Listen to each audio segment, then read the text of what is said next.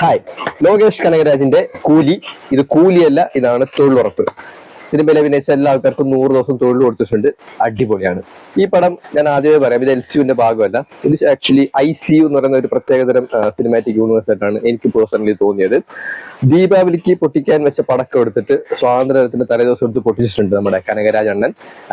ഈ പടം LCUവിന്റെ ഭാഗം അല്ല എങ്കിൽ പോലും, ഒരു സ്റ്റാൻഡ് ലോൺ സിനിമയാണെങ്കിൽ പോലും, ലോകേഷിന്റെ പഴയ സിനിമകളുടെ അത്രയും സ്ക്രിപ്റ്റ് ബേസിലും മേക്കിംഗ് ബേസിലും അത്രയും ക്വാളിറ്റി ഒന്നും ഈ പടത്തിനില്ല കേട്ടോ. ഇതൊരു ആവറേജ് രജനീകാന്ത് മൂവി പോലെയാണ് എനിക്ക് തോന്നിയത്. പക്ഷെ ഇതിൽ ഇത്രയും ആർട്ടിസ്റ്റുകളെ കൊണ്ടുവന്ന് ഇത്രയും ഹൈപ്പ് ഒക്കെ ഉണ്ടാക്കി വെച്ചിട്ട് വളരെ സിനിമ കണ്ട് നമ്മൾ ഇറങ്ങി കഴിയുമ്പോഴത്തേക്ക് നമുക്ക് ഒന്നും തോന്നില്ല.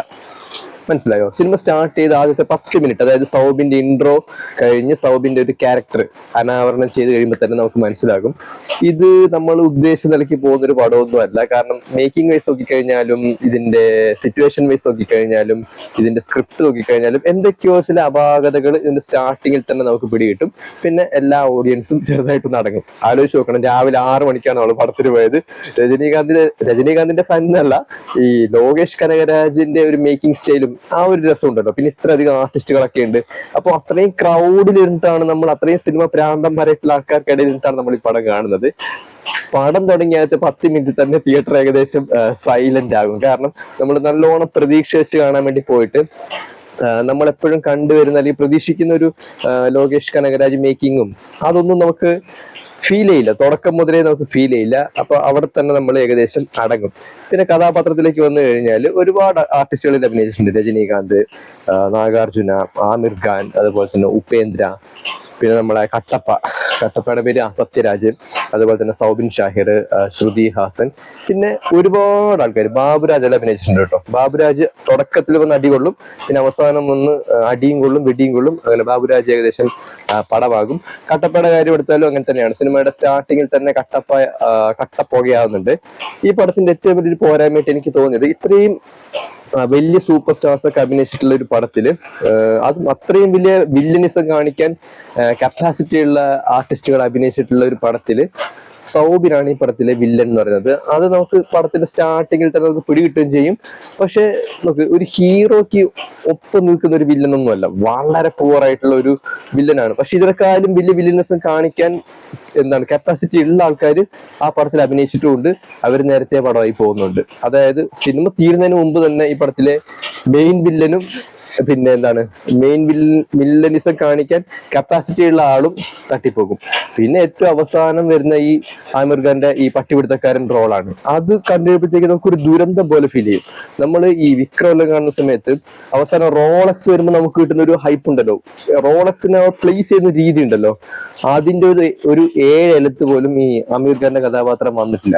ആമിർ ഖാൻ ഒരുമാതിരി നമ്മൾ പണ്ട് ഈ പഞ്ചായത്തിൽ നിന്ന് മുനിസിപ്പാലിറ്റി നിന്നെല്ലാം ഒരു സീസണിൽ നമ്മളെ ഈ നായിനെ പിടിക്കാൻ വരില്ലേ, ഒരു കെണിയും കൊണ്ട്, അതുപോലെ കുറെ നായിനെ പിടിച്ചുകൊണ്ട് ഇങ്ങനെ വരുന്നുണ്ട്, ഒരു ട്രൗസറെല്ലാം ഇട്ടിട്ട്. അതുപോലത്തെ ഒരു കഥാപാത്രം എന്തിനോ വേണ്ടി ഇറക്കി വെച്ചിട്ടുണ്ട്. പിന്നെ ഒരു ഘട്ടം കഴിഞ്ഞപ്പോഴത്തേക്ക് ഞാൻ വിചാരിച്ചു ഉപേന്ദ്രയുടെ കഥാപാത്രത്തിന് എന്തെങ്കിലുമൊക്കെ ചെയ്യാനുണ്ടാവുന്നു. അത് അതിലും വലിയ കോമഡി ആയിരുന്നു. ഇയാളിങ്ങനെ, ഉപേന്ദ്രയുടെ കഥാപാത്രത്തിന്റെ പേര് കാളിസൻ എന്നാണ്. കാളിസൻ വരുന്ന സമയത്ത് ഈ അനിരുദ്ധ് ഒരു ബാക്ക്ഗ്രൗണ്ട് സ്കോർ ചെയ്ത് വെച്ചിട്ടുണ്ട്. ഏതോ സീരിയലിന്റെ ടൈറ്റിൽ കാർഡ് BGM ഇല്ലേ, അതുപോലെ ഉണ്ട്. എന്തോ തകതുണി തെയ് അങ്ങനെ എന്തോ ആണ് ഈ BGM വരുന്നത്. തകതുണി തെയ് അങ്ങനെ എന്തോ ഒരു BGM.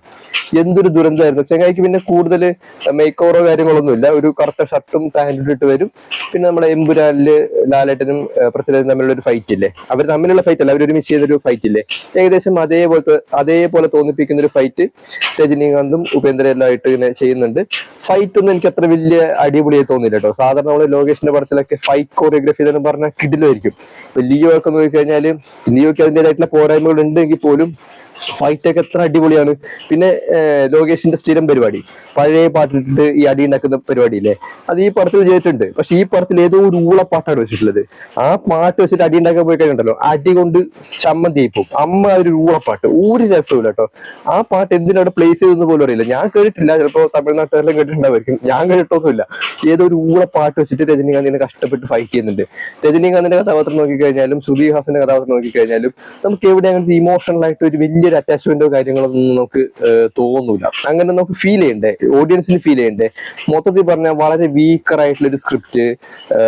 ലോകേഷിന്റെ എന്താണ് മേക്കിംഗ് എല്ലാം വല്ലാണ്ട് ശോകമായിട്ട് വരുന്നുണ്ട്. ഈ പടത്തിലൊന്നും നമുക്ക് അത്ര വലിയൊരു മേക്കിംഗ് സ്റ്റൈലോ അതൊന്നും നമുക്ക് കാണാൻ വേണ്ടി പറ്റില്ല. ആയുർവേദിന്റെ ബാക്ക്ഗ്രൗണ്ട് സ്കോറും അതുപോലെ തന്നെ ഒറിജിനൽ സ്കോർ നോക്കിക്കഴിഞ്ഞാലും ഈ മോണിക്ക എന്നുള്ള പാട്ട്, അതുപോലെ തന്നെ രജനീകാന്തിന്റെ ഇൻട്രോ സോങ്, പിന്നെ ഈ ഫ്ലാഷ് ബാക്കിന്റെ സമയത്ത് ഉപയോഗിച്ചിട്ടുള്ള ഒരു ബാക്ക്ഗ്രൗണ്ട് ഉണ്ട്. അതായത് ഇന്റർവെല്ലിന് ശേഷം ഈ രജനീകാന്തിന്റെ ഒരു പാസ്റ്റ് ലൈഫ് പറയുന്നുണ്ട് കേട്ടോ. അവിടെ ഉപയോഗിച്ചിട്ടുള്ള ഒരു ബാക്ക്ഗ്രൗണ്ട് സ്കോർ ഒക്കെ മാറ്റി നിർത്തി കഴിഞ്ഞാൽ ബാക്കിയുള്ള പാട്ടൊക്കെ വല്ലാണ്ട് എന്താണ് എനിക്ക് അത്ര ഒരു രസമായിട്ടൊന്നും തോന്നിയില്ല. നമുക്ക് ഒരു എൻഗേജിങ് ആയി തോന്നണ്ടേ, അതൊന്നും തോന്നിയേയില്ല. ഈ പടം എൽസിയുടെ ഭാഗം അല്ല എങ്കിൽ പോലും ഒരു സ്റ്റാൻഡ് ലോൺ മൂവി ആയിട്ട് നമ്മൾ കൺസിഡർ ചെയ്താൽ പോലും ഇല്ലേ, ഒരിക്കലും എന്താണ് ഒരു ലോകേഷ് കനകരാജ് മേക്കിംഗ് ഒക്കെ ഇഷ്ടപ്പെടുന്ന ആൾക്കാർക്ക് ഈ പടം ഒരു ബിലോ ആവറേജോ അല്ലെങ്കിൽ ഒരു ബിലോ ലെവൽ, ഒരു ലോ ലെവൽ പടമായിട്ട് മാത്രമേ ഫീൽ ചെയ്യൂ. ഇതിനെക്കാളും എത്രയോ ബെറ്റർ ആണ് ഈ ജയിലറൊക്കെ. അതായത് നമ്മുടെ രജനീകാന്ത് മൂവിയായി കണ്ടാൽ ഇതിനേക്കാൾ എത്രയോ ബെറ്റർ ആയിട്ടുള്ള മൂവിയാണ് ജയിലർ. ഈ പടത്തിന്റെ മേക്കിംഗ് നോക്കിക്കഴിഞ്ഞാലും ഇതിന്റെ സ്ക്രിപ്റ്റ് നോക്കിക്കഴിഞ്ഞാലൊന്നും എനിക്ക് എവിടെയും അത്ര എൻഗേജിങ് ആയി തോന്നിയില്ല. വെറുതെ രാവിലെ പോയി കണ്ടു, ചിരിച്ചോണ്ട് എനിക്ക് തോന്നുന്നു. അതായത് നമുക്ക് തമാശയായിട്ട് തോന്നും, ഒരു ഘട്ടം കഴിയുമ്പോഴത്തേക്ക് നമുക്ക് ട്രോൾ ആയിട്ടുള്ള തോന്നും. പിന്നെ ശ്രുതി ഹാസന്റെ അഭിനയം ചില സ്ഥലത്തെല്ലാം വല്ലാണ്ട് ഓവറായിരുന്നു. പക്ഷെ ഡയറക്റ്റ് ഇവരുടെ മുഖത്ത് ക്യാമറ വെക്കാതെ ഇവരെ എന്താണ് ബാക്കിൽ നിന്ന് ഷോട്ട്, അതായത് രജനീകാന്തിനെ ഫോക്കസ് ചെയ്തിട്ട് പല ഷോട്ടുകൾ അവർ മാനേജ് ചെയ്തിട്ടുണ്ട്. എനിക്ക് തോന്നുന്നു ശ്രുതി ഹാസന്റെ തന്നെ ക്ലോസപ്പ് വെച്ചിട്ട് അതിന്റെ എടുത്തിരുന്നുണ്ടല്ലോ, ട്രോളി കൊന്നതിന് ആൾക്കാർ. അതായത് അത്രയും ശോകമായിരുന്നു. പിന്നെ സൗബിന്റെ ഇൻഡിവിജ്വൽ പെർഫോമൻസ് നോക്കി കഴിഞ്ഞാൽ ഇൻഡിവിജ്വലി സൗബിൻ അടിപൊളിയാക്കിയിട്ടുണ്ട്. പക്ഷെ സൗബിന്റെ വില്ലനിസം ഒന്നുമില്ലേ, അത്രയും നമുക്ക് എവിടെയും കൊള്ളൂല. ഇതാണോ വില്ലനിസം എന്നൊക്കെ നമുക്ക് തോന്നും. അതും ആമിർ ഖാനും നാഗാർജുന എല്ലാം വരാനിരിക്കുന്ന പടത്തിലാണ്. നാഗാർജുന ഓൾറെഡി വന്നിട്ട് കുറെ വില്ലത്തരങ്ങളും കാര്യങ്ങളൊക്കെ കാണിക്കുന്നുണ്ട്. അവിടെയാണ് സൗബിനെ മെയിൻ വില്ലനാക്കി വെച്ചിട്ടുള്ളത്. പക്ഷെ ആ മെയിൻ വില്ലൻ, ഇയാൾ മെയിൻ വില്ലനാണെന്ന് നമുക്കെങ്കിലും തോന്നണ്ടേ.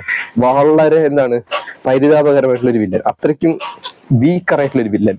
പിന്നെ നാഗാർജുനയുടെ ക്യാരക്ടർ എടുത്തു കഴിഞ്ഞാൽ നാഗാർജുനെ ഈ പടത്തിൽ ഒരു മെയിൻ വില്ലൻ ആക്കിയിരുന്നെങ്കിലോ ഈ പടം ഒരു പരിധി വരെ അടിപൊളിയാണ് കേട്ടോ. പക്ഷെ അയാൾക്ക് മെയിൻ വില്ലനിസം കാണിക്കാനുള്ള എല്ലാ കപ്പാസിറ്റി ആ കഥാപാത്രത്തിന് ഉണ്ടായിട്ട് പോലും അത് വേണ്ട രീതിയിൽ ഉപയോഗിച്ചിട്ടൊന്നുമില്ല. പിന്നെ അയാളുടെ സ്റ്റൈലും കാര്യങ്ങളെല്ലാം നല്ല അടിപൊളിയായിട്ടുണ്ട്, ഫൈറ്റ് നല്ല അടിപൊളിയായിട്ടുണ്ട്, പറയാതിരിക്കേണ്ട പറ്റില്ല. നാഗാർജുന ഇയാളെ സ്ക്രീനിൽ കാണിക്കുന്ന സമയത്ത് തന്നെ നമുക്ക് ഒരു പോസിറ്റീവ് ഫീല് ഉണ്ടാകും. നല്ല സ്റ്റൈലായിട്ട് തന്നെ ചെയ്തിട്ടുണ്ട്. പെർഫോമൻസ് വൈസ് അദ്ദേഹം നന്നായിരുന്നു, ഫൈറ്റും നന്നായിരുന്നു. പിന്നെ ഒരു പാട്ട്, ഒരു എന്താണ് ഡാൻസ് ചെയ്യാൻ പറ്റിയ ഒരു പാട്ടല്ല, ഒരു വേറെ മൂഡിലുള്ള ഒരു പാർട്ടി മൂഡിലുള്ള ഒരു പാട്ടും അവർ സെറ്റ് ചെയ്ത് വെച്ചിട്ടുണ്ട്. അതും കാണാൻ നല്ല രസമായിരുന്നു. രജനീകാന്ത് നാഗാർജുനയും തമ്മിലുള്ള ഒരു കോൺവെർസേഷൻ, കുറെ കോമ്പിനേഷൻ സീൻസ് ഉണ്ട്, അതൊക്കെ അത്യാവശ്യം നല്ല അടിപൊളിയായിരുന്നു. പക്ഷെ ആ കഥാപാത്രത്തിന് ഒരു ഘട്ടം കഴിയുമ്പോഴത്തേക്ക് ഇവര് തട്ടിക്കളയും. അത് എന്താണ് നമുക്ക് തന്നെ അയ്യേം തോന്നിപ്പോവും. അവസാനം വരെ കൊണ്ടുവന്നിട്ട് അമീർ ഖാൻ ഒന്നും വേണമെന്നില്ല, ഈ നാഗാർജുന തന്നെ അവസാനം വരെ വില്ലനിസം കാണിച്ചതുണ്ടല്ലോ, പിന്നെയും പടം കുറച്ചുകൂടി എൻഗേജിങ് ആവുമായിരുന്നു.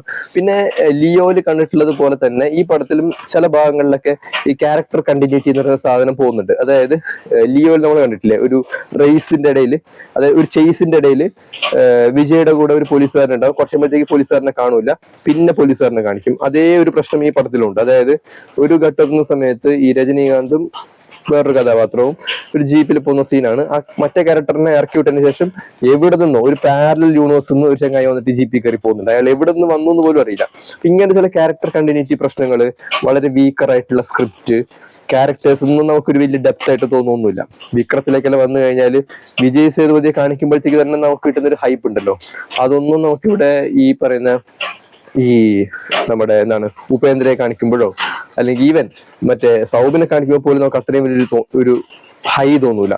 ആദ്യം സൗബിനെ കാണിക്കുന്ന സമയത്ത് ഇയാൾ എന്തെങ്കിലുമൊക്കെ ചെയ്യുന്നൊരു തോന്നലെങ്കിലും ഉണ്ട്. പക്ഷെ ആദ്യത്തെ ഒരു 10 മിനിറ്റ് കഴിയുമ്പോഴത്തേക്ക് തന്നെ നമുക്ക് മനസ്സിലാകും അയാൾക്ക് പ്രത്യേകിച്ച് അതിലൊന്നും ചെയ്യാനൊന്നുമില്ല. പിന്നെ ഒരു മലയാളി ടച്ചുള്ള മലയാളി കഥാപാത്രമാണ്. പിന്നെ എനിക്ക് ഇഷ്ടപ്പെട്ട കുറച്ച് കാര്യങ്ങൾ ഞാൻ പറഞ്ഞുതരാം. ഈ പടത്തിൽ AI യൂസ് ചെയ്തിട്ട് ഫ്ലാഷ് ബാക്ക് സീനും കാര്യങ്ങളൊക്കെ ചെയ്തിട്ടുണ്ട്. അതൊക്കെ നന്നായിരുന്നു. അതായത് പണ്ടത്തെ ഇവരുടെ ഒരു 30 വർഷം മുമ്പുള്ള ഒരു സ്റ്റോറി പറയുന്നുണ്ട്. ആ ഭാഗത്തുള്ള AI വർക്കും കാര്യങ്ങളൊക്കെ നന്നായിരുന്നു. ആ ഭാഗത്ത് ബാക്ക്ഗ്രൗണ്ട് സ്കോറും അത്യാവശ്യം നന്നായിരുന്നു. പിന്നെ എനിക്ക് തോന്നിയിട്ടുള്ളത് ഈ പടത്തിന്റെ ഒരു ഭാഗത്ത്, അതായത് സൗബിന്റെ ഫ്ലാഷ് ബാക്ക് പറയുന്ന ഭാഗത്ത് സൗബിൻ ഈ പോലീസ് ട്രെയിനിങ് ക്യാമ്പിൽ ഇങ്ങനെ ഒരു ട്രൗസർ എല്ലാം ഇട്ട് ഒരു വലിയ ബാക്ക് പാക്ക് എല്ലാം പിടിച്ചിരിക്കുന്ന സമയത്ത് സൗബിനെ ഒരു പോലീസുകാരൻ വന്ന് അടിക്കുന്നുണ്ട്. അത് നല്ല കോമഡി ആയിരുന്നു. പിന്നെ നാഗാർജുനയുടെ പോർഷൻ എനിക്ക് ഇഷ്ടപ്പെട്ടു, വേറൊന്നും എനിക്ക് ഇഷ്ടപ്പെട്ടിട്ടില്ല. പിന്നെ അവസാനം ആമിർ ഖാനെ കൊണ്ടുവന്ന് എന്തിനാണ് ആ കഥാപാത്രത്തിന്റെ ഒരാവശ്യം ഉണ്ടായിരുന്നില്ല.